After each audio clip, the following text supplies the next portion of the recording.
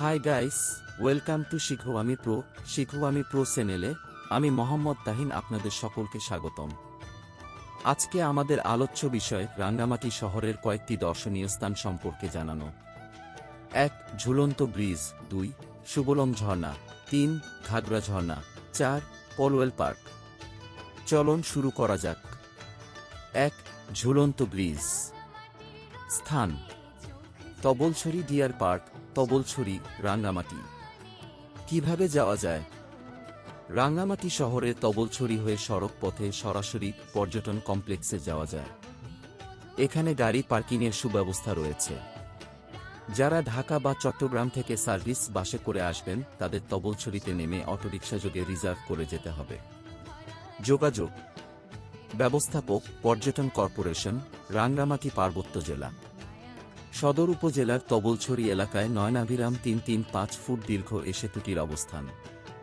বাংলাদেশ পর্যটন কর্পোরেশন ১৯৮৬ সালে এই সেতুটি নির্মাণ করে। দুই পাহাড়ের মাঝখানে দুটি পিলারের ভর করে দাঁড়িয়ে থাকা দৃষ্টিনন্দন এ সেতুটি দেখতে জলপথে ও স্থলপথে যে কোনো মাধ্যমে সহজে যাওয়া যাবে।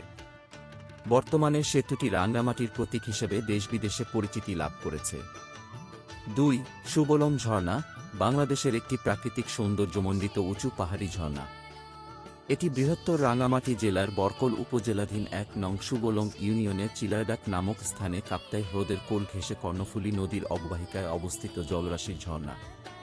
নৌপথে সুবলং বাজার যাওয়ার আগে এই ঝর্ণাটির দেখা মিলে। এখানে প্রতিবছর বর্ষা মৌসুমে হাজারো পর্যটকের সমাগম ঘটে। সুবলং ঝর্ণায় বাংলাদেশ পর্যটন কর্পোরেশনের কিছু স্থাপনা ও খাবার-দাবারের রেস্টুরেন্ট রয়েছে। ঝর্ণায় প্রবেশ করতে দর্শনার্থীদের টিকিট কাউন্টার থেকে টিকিট সংগ্রহ করতে হয়। ৩. ঘাগরা ঝর্ণাটি রাঙ্গামাটির চট্টগ্রাম-রাঙ্গামাটি মহাসড়কের কাউখালী উপজেলার ঘাগরা ইউনিয়নে অবস্থিত।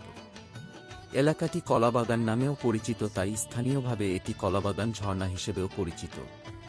এখানে পাহাড়ি ছড়ার মধ্য দিয়ে প্রায় ২ থেকে ২.৫ কিলোমিটার হেঁটে যেতে হয় মূল ঝর্ণায়, তবে যাওয়ার পথে দেখা মেলে আরও ৩-৪টি ছোট বড় ঝর্ণা। মাত্র ১৫ থেকে ২০ মিনিট হেঁটে গেলেই দৃষ্টিনন্দন বড় ঝর্ণাটি স্বাগত জানাবে। এরপর হালকা পিচ্ছিল অথচ মসৃণ পথ বেয়ে উপরের দিকে উঠতে হয়। প্রথম ঝর্ণা থেকে কিছুটা উঁচুতে উঠলে অপর ঝর্ণাটি পর্যটকদের ক্লান্তি দূর করে বিমোহিত করবে। এভাবে এক একটা ঝর্ণাধারা পেরিয়ে একের পর এক যত উঁচুতে উঠবেন ততই আপনি মুগ্ধ হতে থাকবেন। মূল ঝর্ণায় যাওয়ার পথ ও পথের ধারে ছড়িয়ে ছিটিয়ে থাকা নুড়ি পাথর ও সবুজে ঢাকা অরণ্য মুগ্ধ করবে।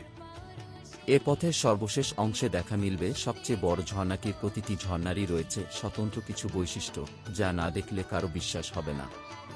তবে ঝর্ণায় আসার পথ অনেকটা ঝুঁকিপূর্ণ। সাবধান না থাকলে যে কোনো সময় দুর্ঘটনা ঘটতে পারে। ৪. পলওয়েল পার্ক।